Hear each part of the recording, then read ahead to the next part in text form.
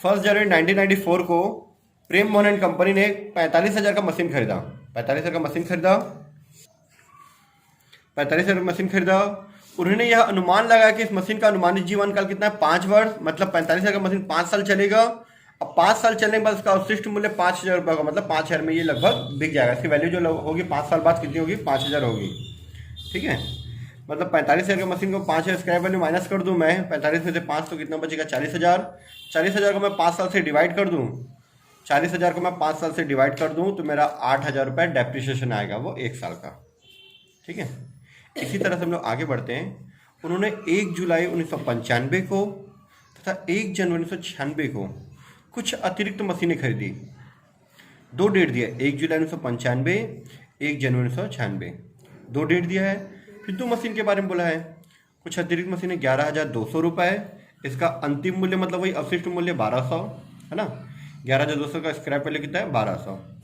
तथा 6,600 रुपये, इसका अंतिम मूल्य कितना है, 600 रुपये। क्रमशः खरीदी, क्रमशः मतलब जुलाई वाला जो है 1 जुलाई को खरीदे तो 11,200 का है, और जो जनवरी में खरीदे थे वो 6,600 वाला है। ठीक है, यह मानते हुए कि ग्राहक व्यवसायिक इस पद्धति से लगाया जाता है 3 वर्षों का मशीन खाता बनाइए। जो अतिरिक्त मशीन जो बाद में खरीदे उसका दोनों का जीवन काल कितना है, 5 वर्ष। ठीक है, तो क्वेश्चन को मैं थोड़ा सा और डिटेल में आप लोगों के लिए लिख देता हूं मैं, कि हम लोग 1 जनवरी 1994 को 45,000 का मशीन परचेज किए।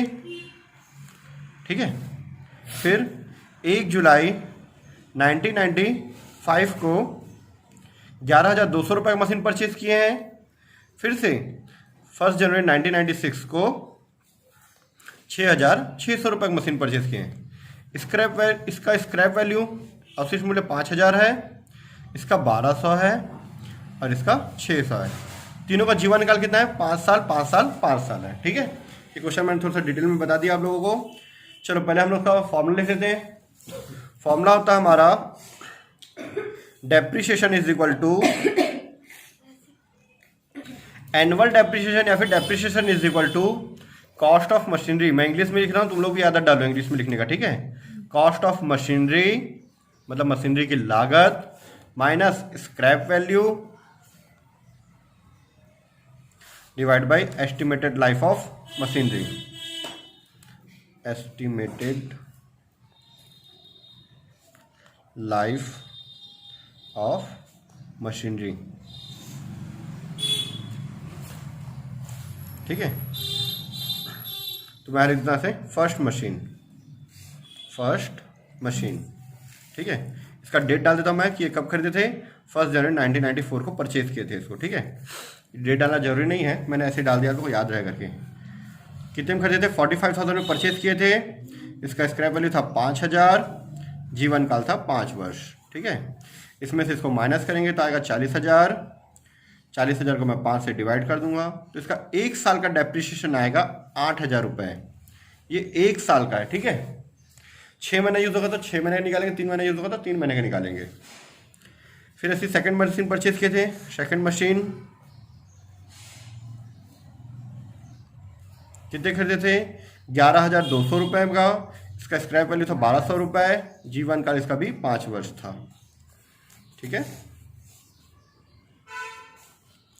इसमें इसको घटाएंगे तो 10,000 आएगा।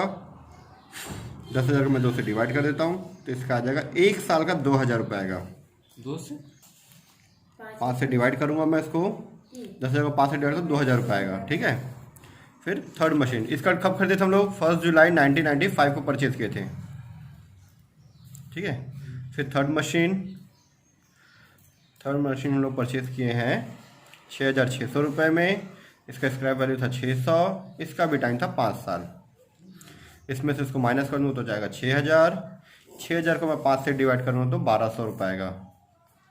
ठीक है, ये तीनों का 1-1 साल का डेप्रिसिएशन है। अगर 6 महीने यूज़ होगा तो 6 महीने लगाएंगे, 5 महीने यूज़ होगा तो 5 महीने का लगाएंगे। ठीक है, तो ये हम लोग इसको थर्ड मशीन को खरीदे हैं 1 जनवरी 1996 को परचेज किए। ठीक है, इधर डेबिट साइड और ये क्रेडिट साइड। सबसे पहले यहाँ पे हम लोग डेट डाल देते हैं 1996 और 1994 को परचेज किए।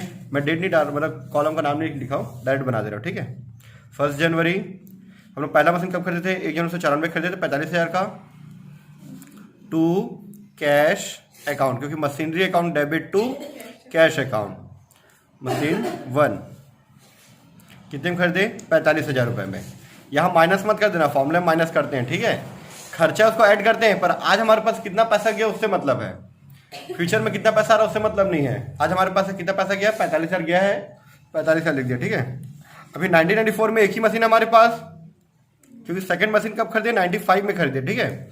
अभी हमारे पास इस साल 1994 में एक ही मशीन है, तो एक ही मशीन का डेप्ट निकलेगा, एक ही मशीन का बैलेंस निकलेगा, ठीक है।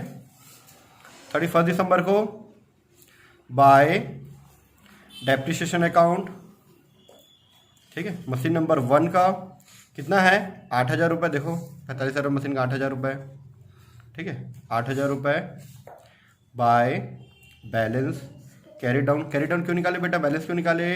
क्योंकि दोनों साइड का टोटल बराबर होना चाहिए, हमको नेक्स्ट ईयर का बनाना है। नेक्स्ट ईयर ट्रांसफर करने के लिए इस साइड 45,000 है, 45 है, इसमें से 8 माइनस कर दिया तो मेरा आ गया 37,000 रुपीज़, ताकि दोनों साइड का टोटल क्या आ गया? बराबर आ गया। बराबर आ गया तो मैं नेक्स्ट ईयर ट्रांसफर कर सकता हूँ, ठीक है।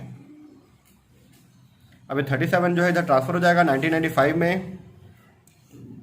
1995 31 दिसंबर, सॉरी 1 जनवरी टू बैलेंस ब्रॉड डाउन। कौन सा ट्रांसफ़र किया? अभी ये कैरी डाउन जो था मशीन नंबर 1 का, मशीन नंबर 1 का जो बैलेंस था वो इधर ट्रांसफ़र कर रहा है। 31 दिसंबर के बाद एक दिन बाद आता है 1995 1 जनवरी, ठीक है। 1 जनवरी पूरा 37,000 रुपीज़ मशीन नंबर 1। इस साल हमने 1995 में एक और मशीन परचेज किए हैं 1 जुलाई को, सेकेंड मशीन 1 जुलाई टू कैश अकाउंट खरीद रहे तो पैसा जा रहा है to cash account, machine number 2 कितने में खरीदे थे? 11,200 रुपये में। अब हम लोग 2 मशीन यूज कर रहे हैं, तो 2 मशीन का डेप्रिसिएशन निकलेगा, दोनों मशीन का बैलेंस निकलेगा, क्योंकि दोनों मशीन बिजनेस में यूज हो रहा है, ठीक है। 1995 31 दिसंबर को उसका डेप्रिसिएशन निकालेंगे और बैलेंस निकालेंगे bye depreciation account, machine number 1 machine number 2। Machine number 1 जनवरी से दिसंबर तक पूरा साल भर है, तो पिछले साल भी 8,000 था, इस साल भी 8,000 आ जाएगा। पर मशीन नंबर 2 अभी जुलाई में खरीदें, जुलाई से दिसंबर 6 महीना होता है, जुलाई अगस्त सितंबर अक्टूबर नवंबर दिसंबर 6 महीने होता है। इसका डेप्रिसिएशन कितना है? इसका डेप्रिसिएशन है 2,000, जो 11,200 में खरीदे थे उसका डेप्रिसिएशन कितना है? 2,000 एक साल का। तो 6 महीना यूज़ हुआ जुलाई से दिसंबर, तो 6 महीने का 6/12 ये आ जाएगा 1,000, ठीक है। 8 और 1 9,000 रुपये इसका depreciation by balance carried down 31 दिसंबर को, ठीक है। M1 में से M1 घटाएंगे तो M1 का बैलेंस, M2 में से M2 घटाएंगे तो M2 का बैलेंस, ठीक है। 11,000 जैसे 37,000 में से 8,000 घटाऊंगा तो 29,000 रुपये, 11,200 में से 1,000 घटाऊंगा तो 10,200 रुपये। M2 में से M2 का बैलेंस माइनस डेप्ट माइनस करो, ठीक है।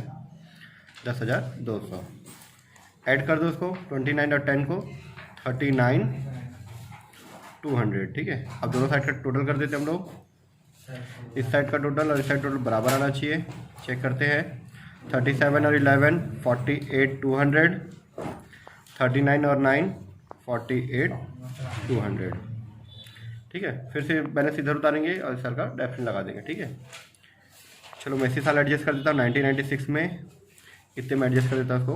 1 जनवरी to by balance carry down हो जाएगा टू बैलेंस ब्रॉड डाउन। हमारे पास 2 मशीन है, मशीन नंबर 1 29,000 रुपीज़ का, मशीन नंबर 2 10,200 रुपीज़ का, दोनों हो जाएगा 39,200। इस साल हम लोग फिर से 1 जनवरी को और मशीन परचेज किए, to cash account machine number 3 कितने खरीदे? 6,600 रुपये का, ठीक है। ये देखो 6,600 खरीदे हैं, इसका डेप्ट 1,200 है, ठीक है। फिर 1996 में 31 दिसंबर को डेप्ट निकालेंगे बाय डेप्रिसिएशन अकाउंट। हमारे पास 3 मशीन है, मशीन नंबर 1 2 और ये 3, तीनों का डेट देखो जनवरी का है, ये भी जनवरी का है, जनवरी है तो 31 दिसंबर मतलब पूरा 1 साल होता है। 1 साल है तो पूरा पहले वाले का हर साल 8,000 आ रहा था, 8,000 8,000 8,000, पहले इधर 8,000 आया, यहाँ पे भी 8,000 है, इधर भी 8,000, सेकंड वाला कितना है देखो यहाँ पे चेक कर लेते हैं। पहले वाला का 8,000 है, दूसरे वाले का 2,000, तीसरे वाले का 1,200, दूसरे वाले का 2,000 और थर्ड वाले का 1,200 रुपये। ऐड कर दो, 8 और 2 10,000 और 11,200 रुपये इसका डेप्रिसिएशन आ गया। अब balance by balance carried down कितना आएगा? चलो डायरेक्ट निकाले थे क्योंकि 3 साल का बोला था, 3 साल का बन गया। 94, 95, 96 का बन गया। तुमको M1 से M1, M2 से M2, M3 से M3 घटाने की जरूरत नहीं है, डायरेक्ट भी घटा सकते हैं। डायरेक्ट घटाते इसमें 39 और 6 हो गया 45, 800। 800 में से 200 जाएगा तो बचेगा 600 और 45 में से 11 जाएगा तो कितना बचेगा? 34। 34,600 ऐड करोगे तो वही आएगा 45,800 आ जाएगा। 45,800 31 दिसंबर को। ये था हमारा क्वेश्चन नंबर 10 का आंसर। ये इसका मशीन अकाउंट और ये इसका वर्किंग नोट बोल सकते हो आप। तो यहाँ मैं वर्किंग नोट लिख देता हूँ, ठीक है, क्योंकि हमको अकाउंट बनाने बोला है। तो ये वर्किंग नोट में आ जाएगा नीचे। इसको नीचे लिख सकते हो या ऊपर लिख सकते हो, ठीक है। ये हमारा आंसर।